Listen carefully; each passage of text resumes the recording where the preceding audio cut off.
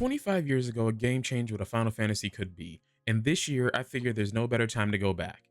Final Fantasy X, released July 19, 2001, remastered in HD back in December of 2013, it was the first in the series to bring fully 3D areas and real voice acting together with its cinematics. But for me, it's always been something simpler than that. It's the first Final Fantasy I ever played, and 25 years later, it's still my favorite. So I'm going back to Spira, this time chasing the platinum. PSN profiles rates the climb at a 5 out of 10, one playthrough, north of 100 hours to see it through the end. Not the hardest road I've ever walked, but not a short one either. But enough looking back, it's time to wake from the dream and save Spira from the suffering that's waited a quarter century for someone to end it.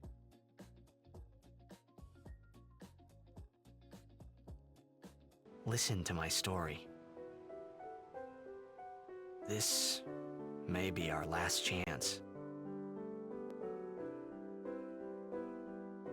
We open on a completely different locale, a boat, crowds cheering. Taking control of the main character, I walk up to a group of fangirls and get to name myself. After mingling with a few more fans, I head to the stadium and watch an amazing cutscene.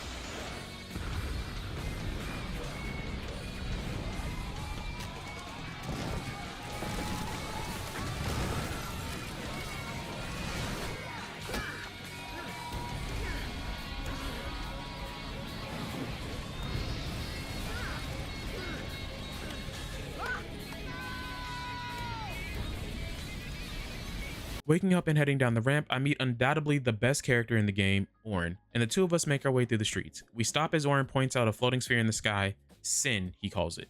While I'm still taking in the sight, a giant spike slams into a building and releases creatures onto the streets. They come at me, and after landing flat on my back, Auron hands me a sword, a gift, he says, from Jet, my father. I fight through the creatures, reach the one spawning them, and take it down. Pushing forward, this happens.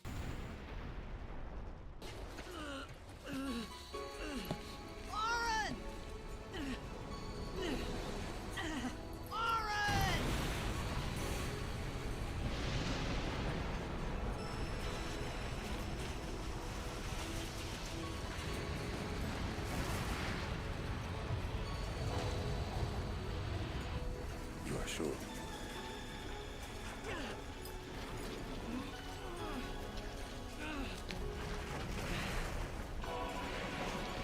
This is it.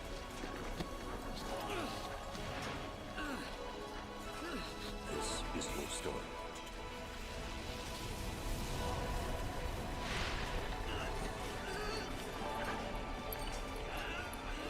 It all begins here.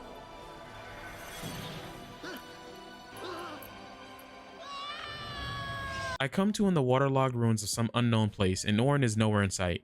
Making my way up the ramps, part of the structure gives out and I fall back into the water, a location we'll return to later.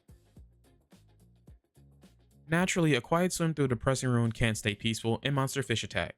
Mid-fight, a new face shows up. I manage to slip away from him too, though he'll also be back later. Inside the sanctuary, I light a fire, but nothing here comes easy. For the third time since arriving, I'm attacked. Mid-fight, the door blows open and armed men storm in. Their apparent leader steps into the fight to help finish out the monster, but the moment it's over, I'm grabbed and knocked out. I wake up on a ship. My rescuer tells me I can stay if I make myself useful, and once I'm free to roam, I pop my first trophy of the game for finding my first Elbed primer. I also get a quick lesson on the sphere grid, which I'll eventually need to fill and fully activate for 2 separate trophies. Hopping off the boat, I swim down to a submerged ship and start activating parts of it. Worth remembering since we'll circle back to it. Back on deck, food in hand, I finally learn my rescuer's name, Riku. One of a race called the Albed. After hearing my story, she explains that being near Sin can scramble memories, then suggests that as a blitzball player, I head to Luca. Someone there might recognize me. She also warns me not to mention I'm from Xanarkand since it tends to upset people. Shortly after, Sin attacks a ship and I'm thrown overboard. I wash up on an island and get beamed by a blitzball thrown from a guy on the shore. He introduces himself as Waka, captain of the Besaid Aurochs, and brings me to his village, asking along the way if I'll join his team. Once there, I look around, grab my second primer, and step into the temple. After a quick nap, I return to find Waka waiting. The apprentice summoner has not emerged, a full day has already passed, and I go to check on her. Making my way through the cloister trials, I activate the destruction sphere, something I'll need to do in every temple for a later trophy. Speaking of trophies, reaching the Chamber of Faith earns me another. Stepping in to meet the station guardians, the summoner walks out and says this.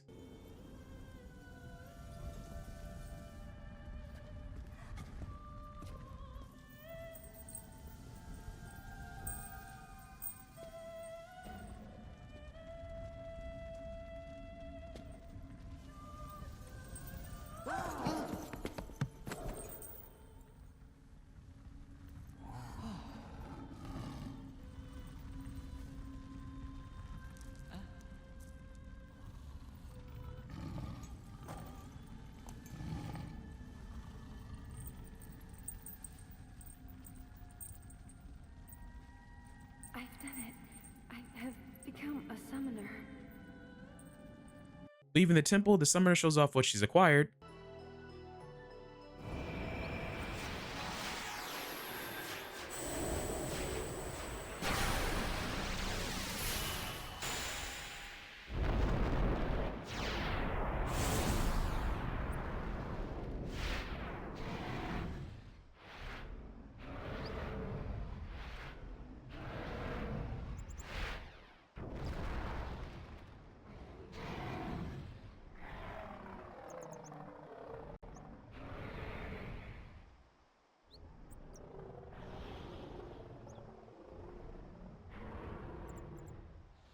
That night, she introduces herself properly, Yuna. Later, I overhear Waka talking to fellow guardian Lulu about how apparently I resemble his brother, Chapu. When Waka steps into the tent, he explains that Chapu died the year before, killed during a Crusader operation using Machina against Sin. The next morning, Waka and Lulu are waiting outside, and he hands me a new sword meant for Chapu. With that, the pilgrimage officially begins. I also meet the 4th member of the group, the other guardian who was with Yuna in the temple, Kamari. The group boards the ship and finally sets sail from Besaid toward Kilika, but partway through the crossing, Sin attacks. We manage to fend it off from destroying the boat, but then this happens.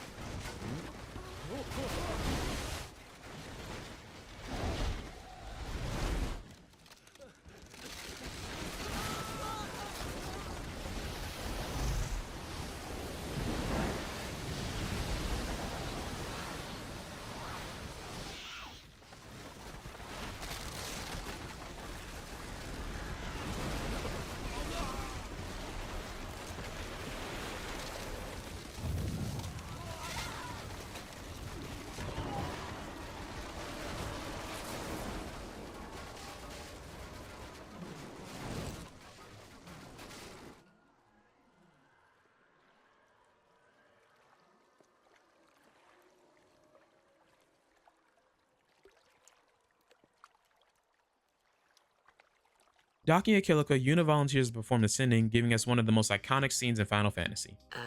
What's ascending? Are we going somewhere? You truly are clueless. Are you sure it's just your memory that's the problem? The dead need guidance.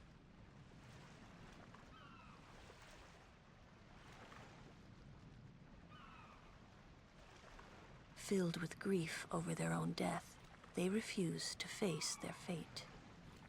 They yearn to live on and resent those still alive.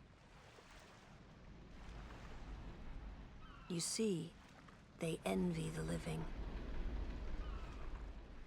And in time, that envy turns to anger, even hate. Should these souls remain in Spira, they become fiends that prey on the living. Sad, isn't it? The sending takes them to the far plane, where they may rest in peace. Summoners do this?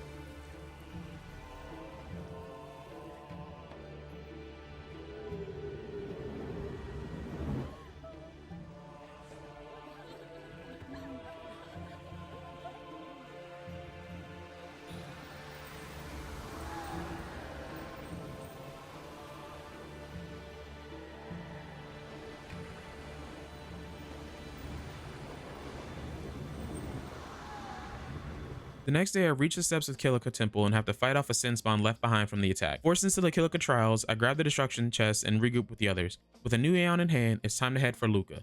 And on the boat, I pop a trophy for learning the jet shot.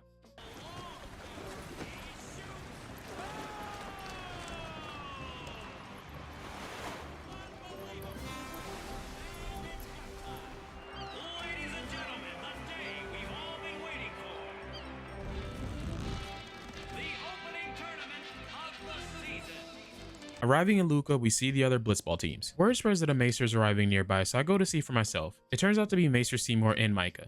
The tournament officially starts, and Waka tells the team we've been seeded, meaning we only need 2 wins to take the whole thing. Yuna slips into the locker room to say someone spotted Orin in a cafe in town. We don't find him, but we do run into a few Ronso who know Kamari. As the first round begins, I notice Yuna is missing. Kamari takes a cheap shot on his way out of the cafe. Outside, Lulu reveals Yuna's been kidnapped by the Albed. I track her down to their boat, fight off a giant robot, and once it's dealt with, tell Yuna that Albed saved my life once before and I'd hoped this was the same crew. She asks if a man named Sid was aboard. Turns out, Sid is her uncle, which makes Yuna half Albed herself. Waka wins the first match and I take over for the second, though it gets interrupted when fiends randomly show up. That gives me a chance to play as the GOAT himself, Orin, and witness one of the most powerful summons in the game for the first time.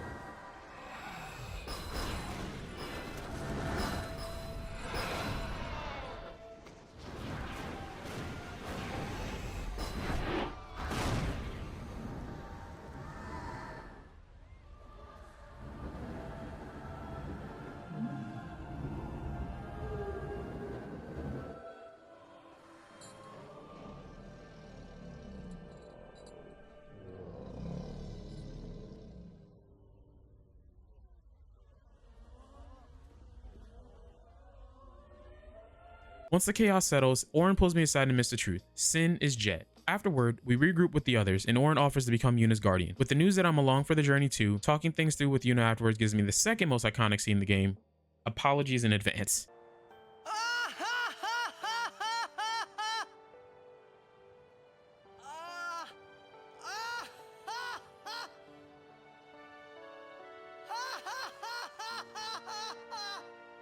You probably shouldn't laugh anymore.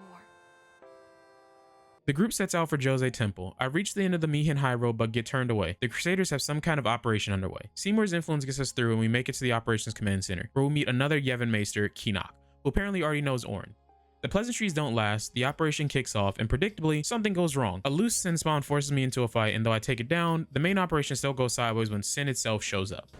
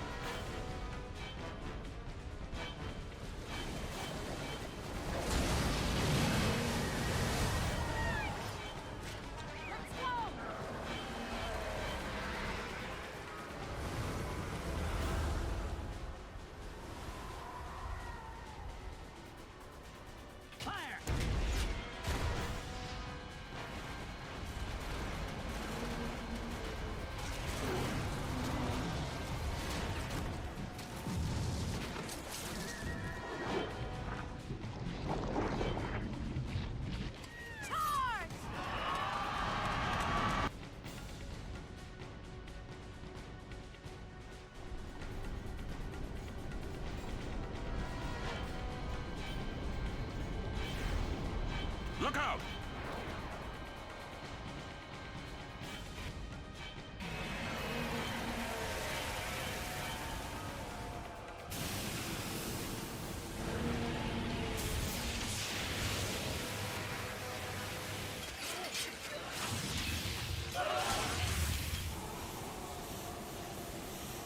Yuna wakes to find Seymour fending off the same Sin spawn we just fought with his bare hands. Round 2 starts, this time with the Maester's help.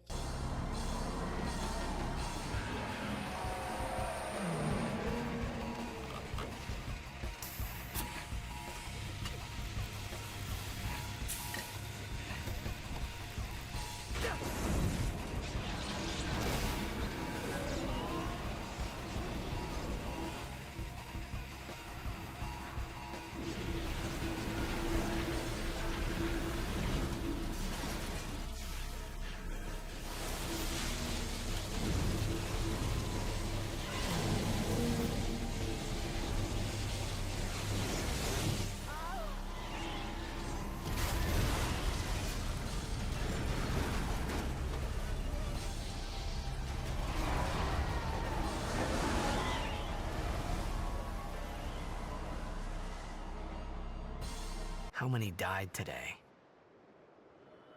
People die and Yuna dances. When will she stop dancing? When will it stop? Yuna won't stop dancing, not until Sin is gone. Those were my thoughts then, I think.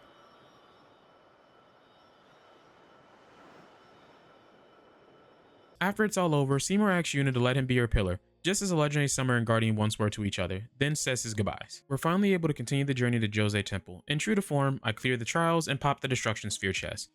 With a new summon in hand, the road pushes on to the Moonflow, where we meet a creature called a Shoepuff. I ride across the water. Mid-crossing, Lulu explains the history of Sin, born from a war fought with Machina and how people abuse that power for their own gain. As the conversation continues, Albed grabs Yuna off the Shoepuff, so Wak and I jump in to make quick work of the Machina holding her hostage. Reaching the far shore of the Moonflow, I find someone collapsed on the beach, Riku, who reveals she was the one piloting the Machina we just destroyed. After introducing her to the group, Yuna and Lulu pull her aside for a quick talk, and once it's done, Riku becomes the newest Guardian and the final member of the party, earning another trophy in the process.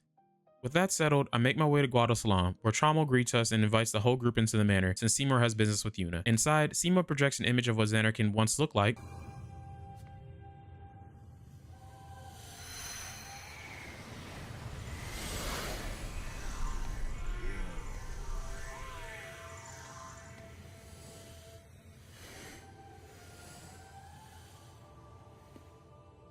This sphere is a reconstruction created from the thoughts of the dead that wander the far.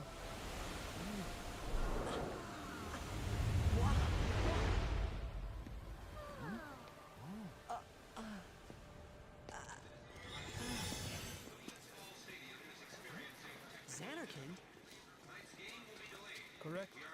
Xanarkand, as it looked 1,000 years ago.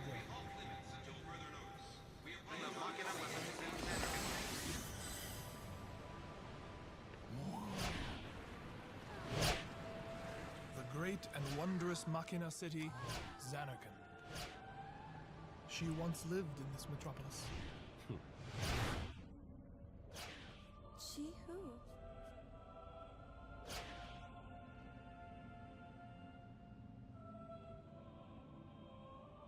And shows Yuna the first summoner to defeat Sin. He then leans in to whisper something to Yuna, which the group soon learns was a marriage proposal. We all head to the far plane so Yuna can speak with her parents, and as we're leaving, Lord Jiskel, Seymour's father, tries to exit the far plane with us. As Yuna performs a sending on him, he drops a sphere. While the group waits around for Seymour, I run into Shalinda, who tells me that he's left Guado Salam and headed for Makalania Temple. I pass the word along, and with our next destination already decided, leave the Guado home behind and travel through the Thunder Plains toward the Makalania woods. We stop at a rest area because Riku is terrified, and while there, I overhear Yuna listening to Jiskel's fear. She says it's his will to take care of his son. Before entering the woods, Yuna tells the group she'll marry Seymour, but she also intends to continue her pilgrimage to the end. With that settled, we all head to Makalania Woods on our way to the temple. Partway through, Orin stops us and cuts open a hidden path. Inside, a sphere morph appears, and defeating it earns me the first of 10 jet spheres.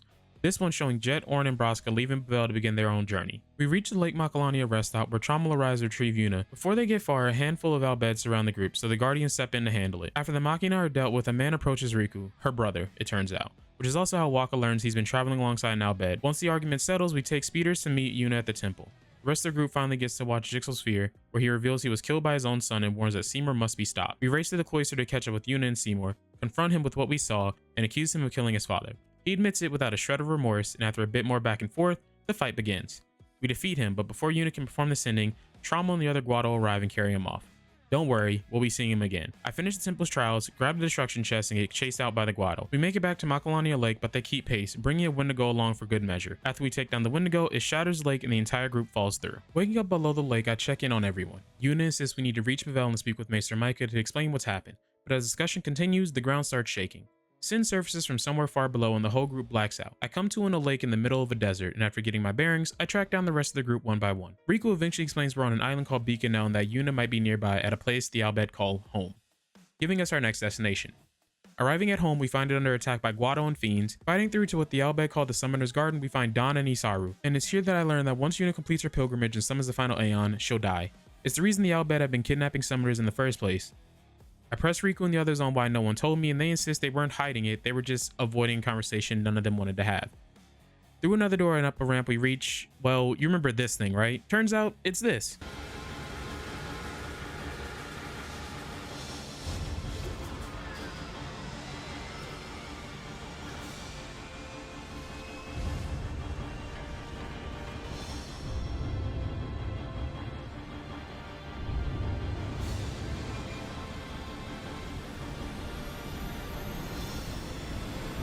With everyone aboard, Sid gives the order to bombard home and destroy it. Mid-flight, Brother finally locates Yuna at Bevelle, in a wedding dress, standing beside Seymour. We set full course to rescue her, only to be stopped by Bevelle's guard dog, or rather, guard worm. We fight it off without much trouble, and with the welcome party handled, we make one of the best entrances in the game.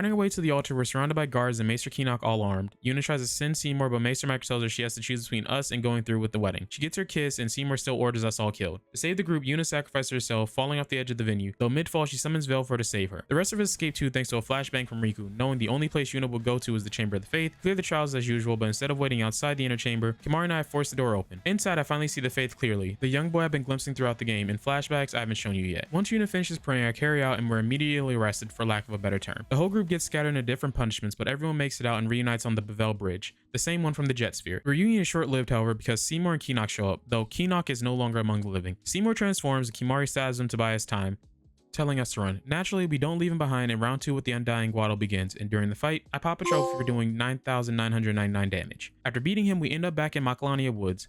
Warren says we'll need to steer clear of Bevel for a while, and when he asks about Yuna, Riku explains she just wanted to be alone. I go find her, leading to the final iconic scene of the game.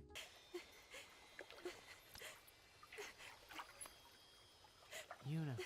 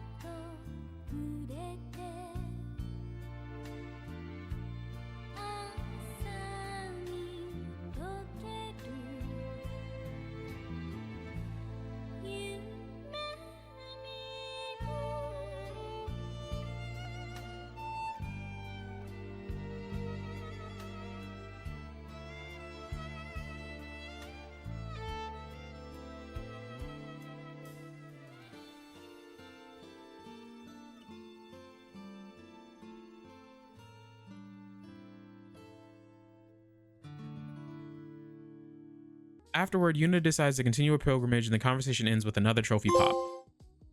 From there, we leave the woods outside Bevel and head through the Calmlands on the way to Mount Gagazet. On the way out of the Calmlands, more Guado stop me, this time to slow my progress, bringing a defender along for backup, which I handle without much trouble. From there, I make my way up the mountain towards Zanarkand. At the base, Maester Kelk and the other Ronso block the path forward, but after some back and forth and Yuna insisting she's continuing on for the people of Spira, Kelk lets us climb. The second we start at the mountain though, Biran and Yankee step in, refusing to let Kimahri pass, so Kimahri takes both of them on alone, which nets me all but one of his overdrive abilities. Reaching the midway point of the mountain, our favorite stalker shows up again, claiming he's killed all the Ronso stationed at the base. He activates yet another new form, and at this point, I'm starting to feel like I'm fighting Frieza from Dragon Ball Z.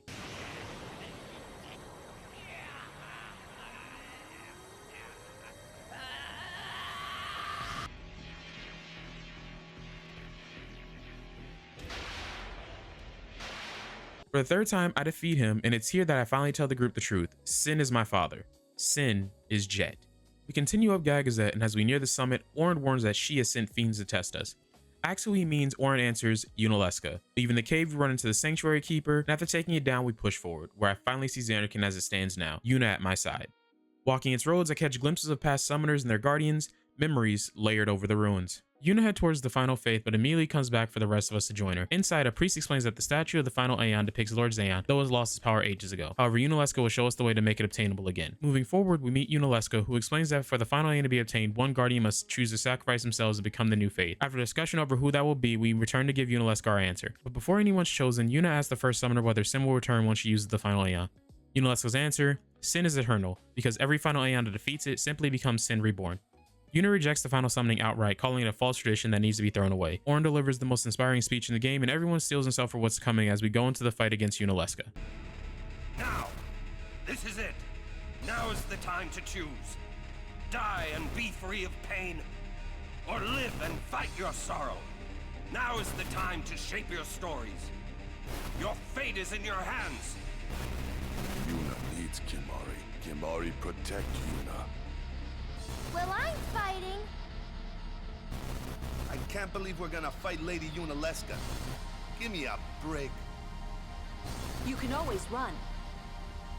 Ah! I'd never forgive myself. No way. Not if I ran away now. Even in death, yeah? My thoughts exactly. Yuna! This is our story. Now let's see this thing through together. After beating her, I pop a trophy.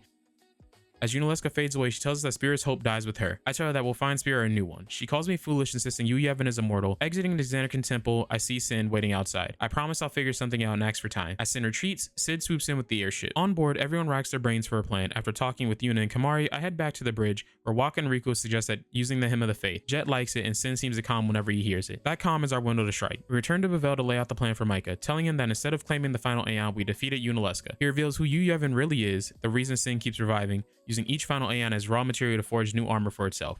After sharing that, he departs the world of the living. The Faith of Bahamut then appears and tells us to come find him.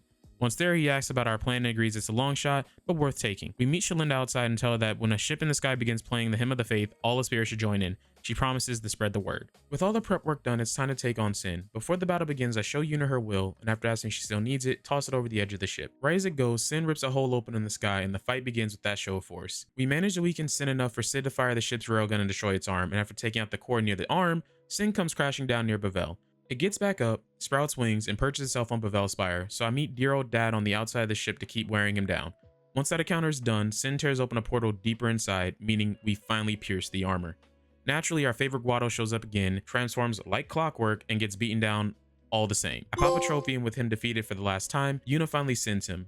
Back on the airship, we head to Luca so I can round up all the music spheres and pop another trophy. Deep inside Sim, we finally meet Jet. After a brief heart-to-heart reunion, it's time to fight. He transforms into his Aeon form and we take him down. With his last breaths, he urges us to call on the Aeons to finish off Yu Yevon. One by one, we summon each Aeon and defeat them as they're taken over. And once the final Aeon falls, Yu Yevon shows himself completely. After that fight and his defeat, I pop a trophy. And people all across Spira erupt in celebration.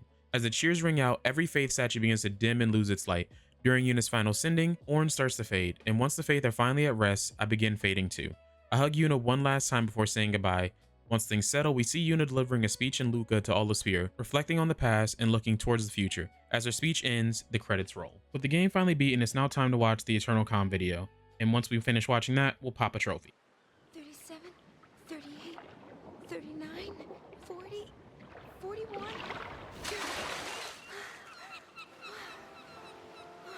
2 minutes, 41 seconds. My longest yet. Yuna, it's time! Coming!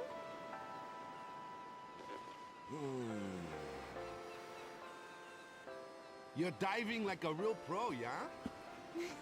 You'll always be the pro, Waka. I don't know. It's been so long since I trained. You have gotten a little chubby. Oh, no. And you're not even the one having the baby.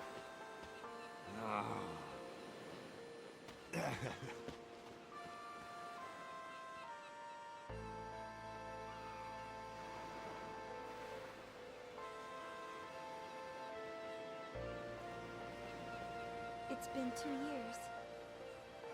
I've learned how to hold my breath for more than 2 minutes now. It takes more than physical strength, and there are some tricks you can't be taught. It took practice, lots and lots of practice. I just had to keep trying until I figured it out for myself. And you know what? Back then, I didn't think there were any tricks to it at all. I didn't have time to think. an eternal calm. A slightly chubby Waka, and my 2 minutes 41 seconds. It's not much, but it's enough.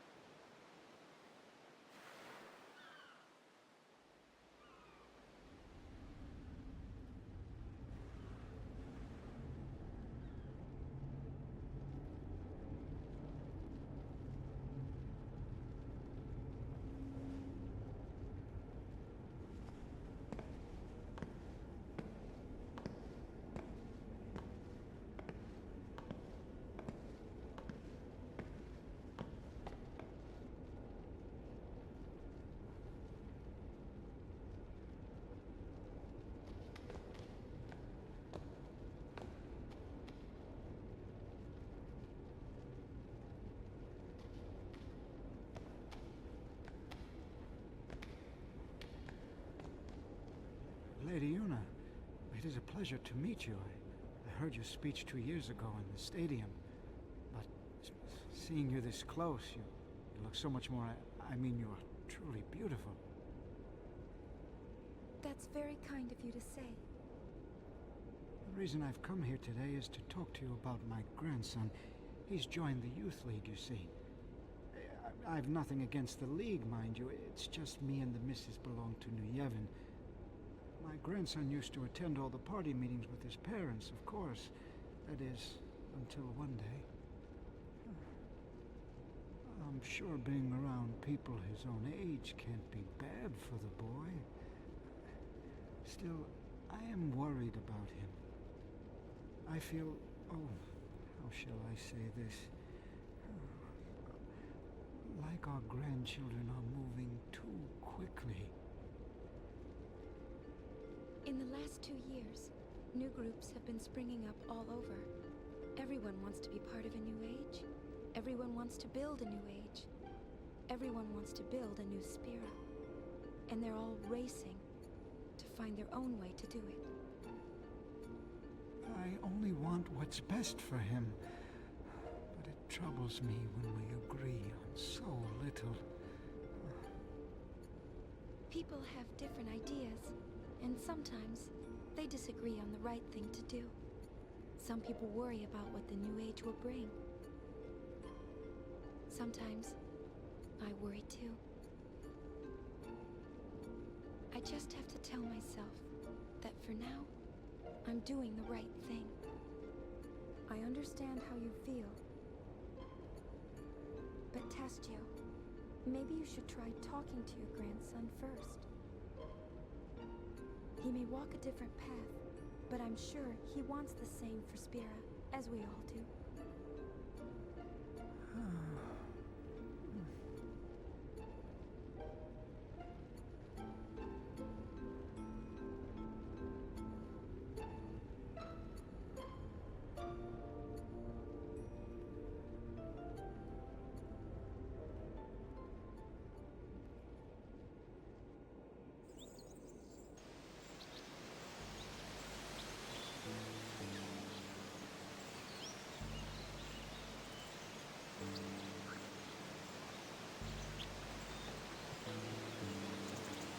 Hey there!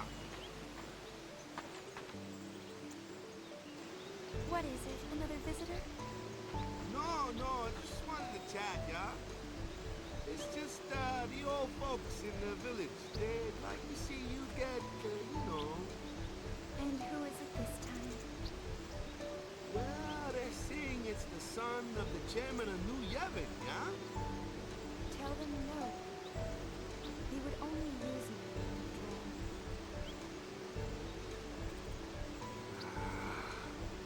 all. Right. I'm sorry. Don't worry. I'll go tell them myself. No, you leave that to me, yeah? You really don't want to see them anyway. You know how they get. Lady Yuna!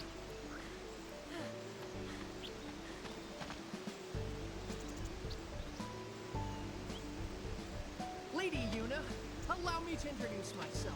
My name is Yaibel.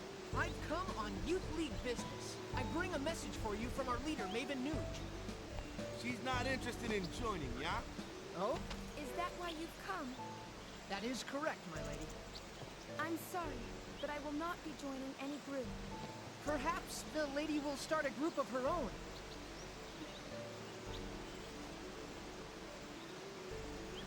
Leave us, please. Yuna! Waka!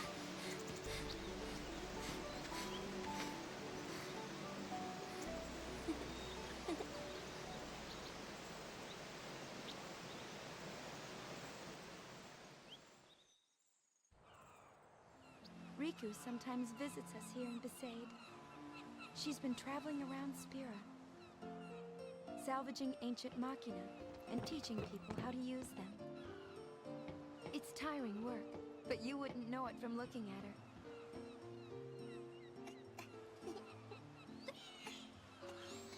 Hey, cut it out! Love sure got a handle on you. Where's Lulu? Back in the village. Go say hi, yeah? You betcha. And Yuna, you seem the same as always. Yeah, same as always.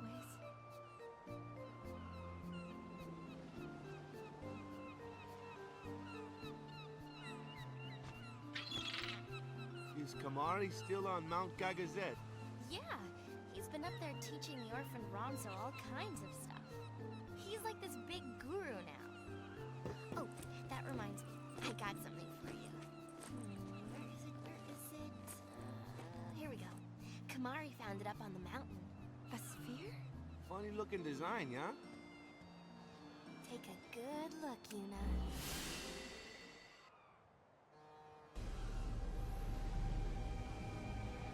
No, I'm not sorry. I haven't done anything wrong. I know you're listening. If she was your girl, what would you do? How can you blame me for trying to use your weapon? It was the only way I could save the summoner. What would you do if you were me? Let me out! I want to see her!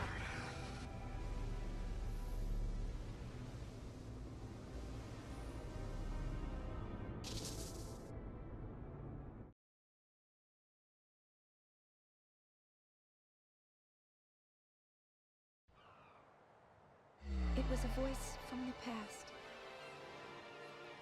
No, it was a voice that's never left me. What is this?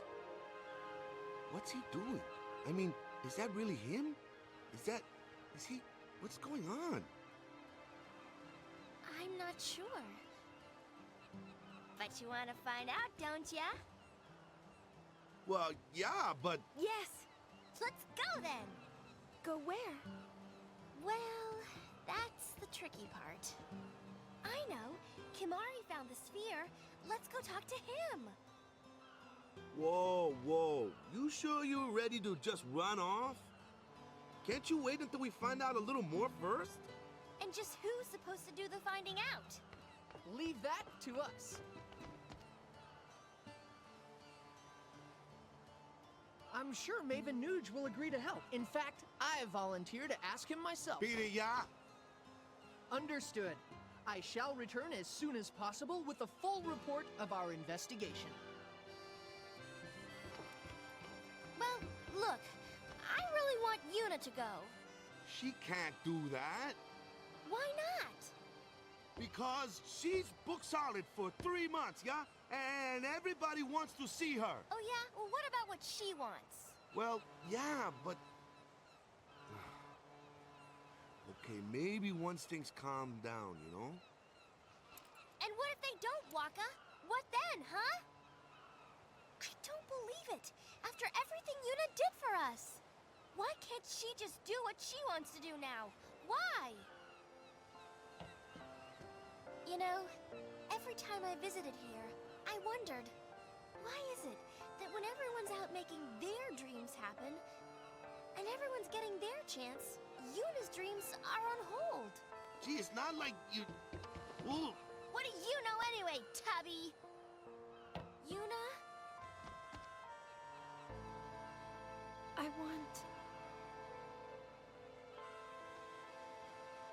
I want to journey again.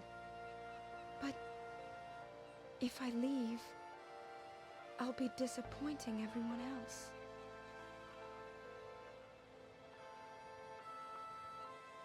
I want... What's the point of pretending to be all grown up if it means the things I want to say never get said? How am I supposed to change anything?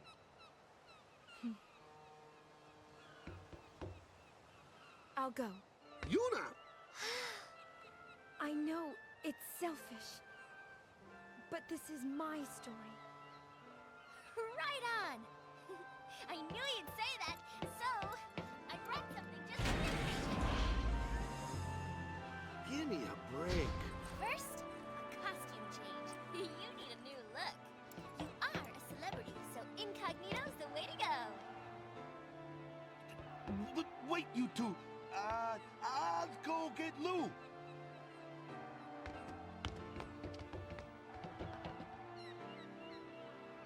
An eternal calm. A slightly chubby Waka. And my 2 minutes 41 seconds. It's not much, but it's enough. Still, it's okay to want more, isn't it?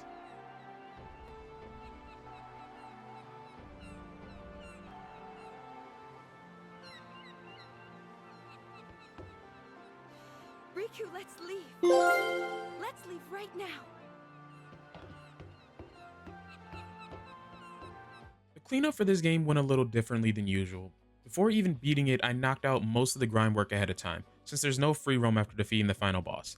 That meant I have to load up a save from before the fight with Yevon to finish anything left over, and I wasn't interested in doing that kind of backtrack. So let's begin. We got teamwork for winning a blitzball match, show off for winning a blitzball tournament, feel the pain for obtaining anima, it's all about the money for obtaining Yojimbo, delta attack for obtaining the Mage's Sisters, summon master for obtaining all aeons, blitzball master for unlocking all the slot reels, chocobo license for passing all the chocobo training, chocobo rider for winning a race with a catcher chocobo with a total time of 0, weapon master for obtaining all celestial weapons, a talent for acquisition for stealing successfully with Riku 200 times, master linguist for fighting all 26 Albed primers, learning for learning to use all enemy abilities, under the table for spending 100,000 gil or more in bribes, mega strike for dealing 99,999 damage with one attack, messenger from the past for obtaining all jet spheres, sphere master for completing a sphere grid for one character, perfect sphere master for completing the sphere grids with all main characters, lightning dancer for dodging 200 lightning strikes and obtaining the reward, chocobo master for getting 5 treasure chests during the chocobo race at Remian Temple and winning the race, overcoming the nemesis for defeating nemesis, perseverance for defeating penance, and finally completion, which is the plat. With Yevon finally put to rest and the faith of Xanarkand allowed to sleep, that wraps the story of my all-time favorite entry in this generational anthology style series. The journey wasn't easy, but it was absolutely worth it. Now, will I play the sequel X2 in time for its 25th anniversary? I've got about 2 years as this recording to decide. What I do know is there are more Final Fantasy Platinum videos on the way, and just like me, I hope you can't wait to see this.